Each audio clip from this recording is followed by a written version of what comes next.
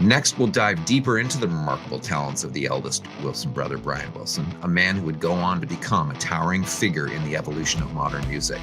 And what makes what you are about to hear more astonishing? He was actually deaf in one ear. From the moment Mick and Keith met through to U2 as a high school band in Dublin, how did our biggest music legends make the leap? Passion, talent, luck, and even scandal often came together to propel these stars from obscurity to household name. The stories, the journey, the wild behind the scenes, and much more.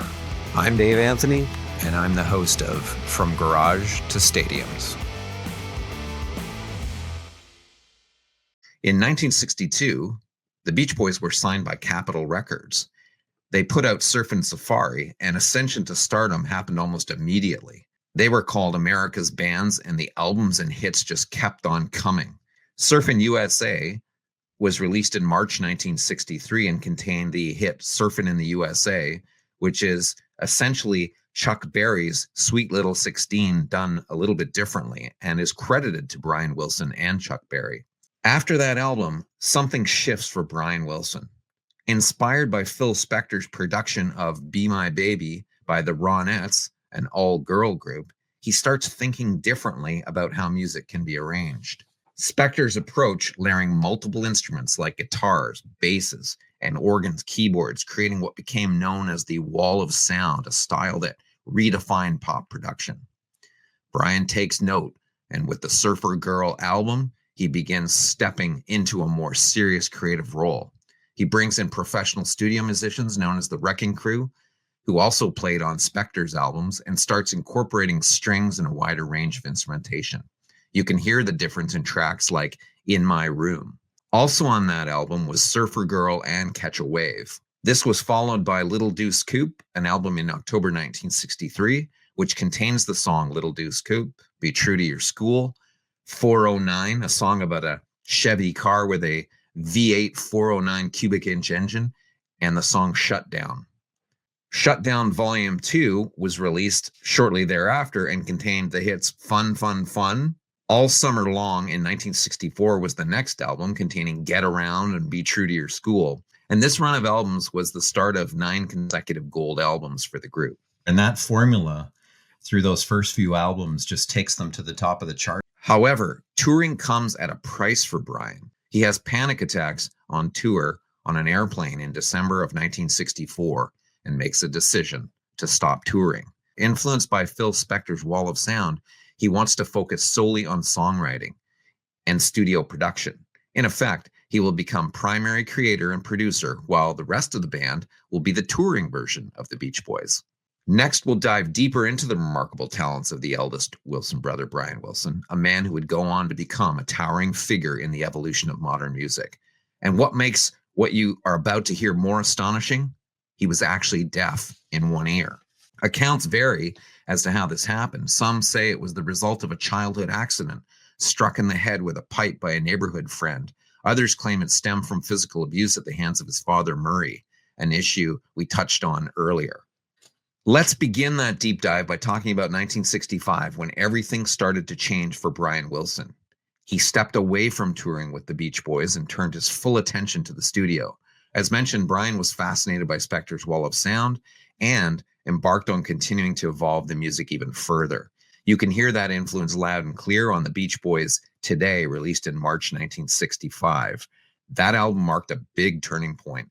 Brian was leaving surf music behind and writing more introspective songs like Help Me Rhonda and When I Grow Up to Be a Man.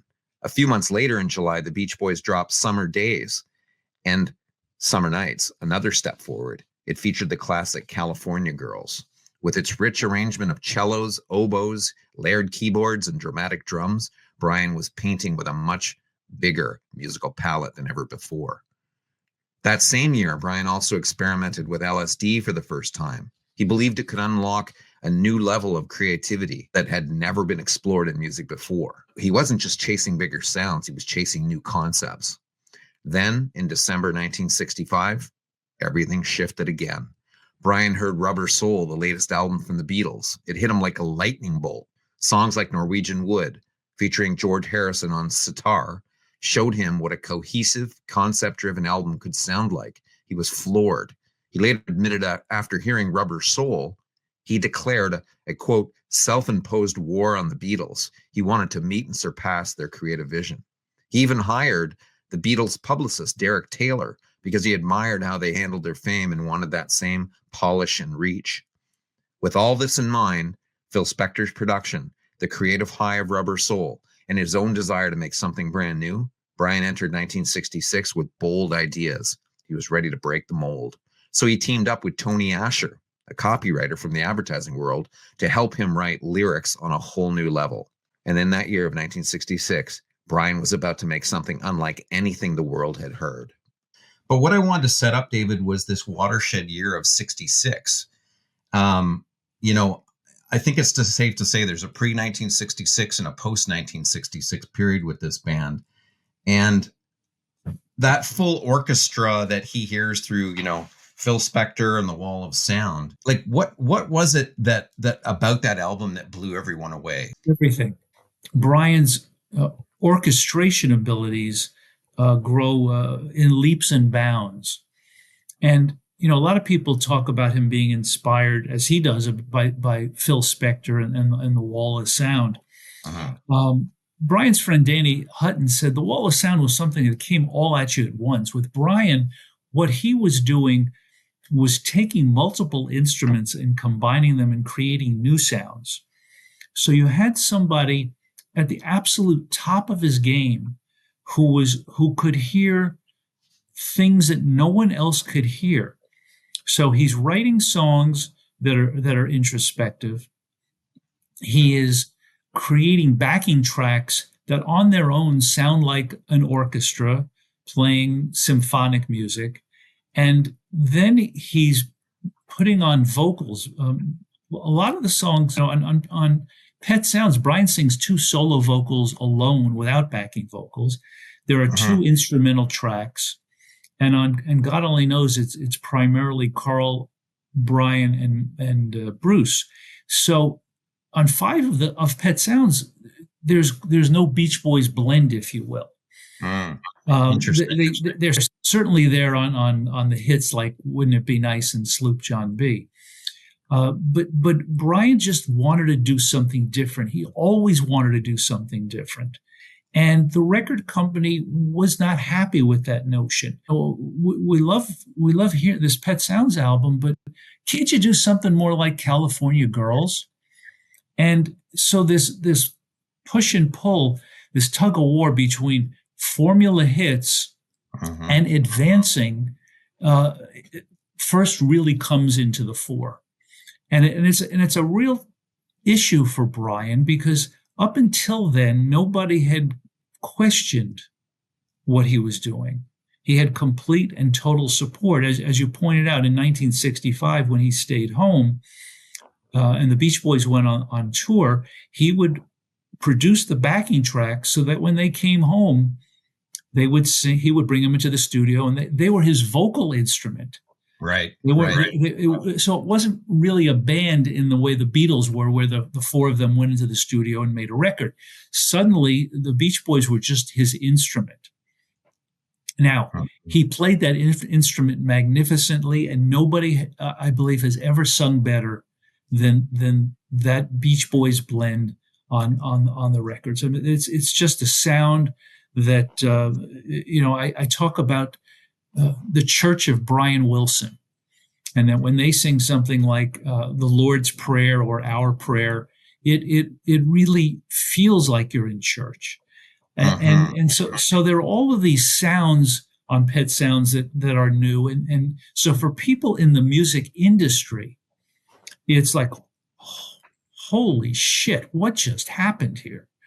And not only just the music industry, but as Brian told me, John Lennon and Paul McCartney call him to congratulate him and tell him how much they love the album. So it's getting everywhere. Sir George Martin told me in an interview that Sgt. Pepper was their attempt, accent on the word attempt, to equal Pet Sounds. So that gives you a sense of the impact that the music had on everybody who was listening. Capitol Records wasn't so happy. They had quotas to make. So less than 2 months after Pet Sounds was released, they put out Best of the Beach Boys, which Mhm. was really a slap in the face. It's sort of it would have undercut Pet Sounds. It would have taken away Well, from it, cannibalized it. well, it cannibalized it, but it sabotaged it because when stores sold out of Pet Sounds and they reordered more copies, what they got was Best of the Beach Boys. Mm. So it turned Pet Sounds into a relative failure. Now, by failure, we're talking about an album that went to number 10 and had 4 top 40 hits. Right.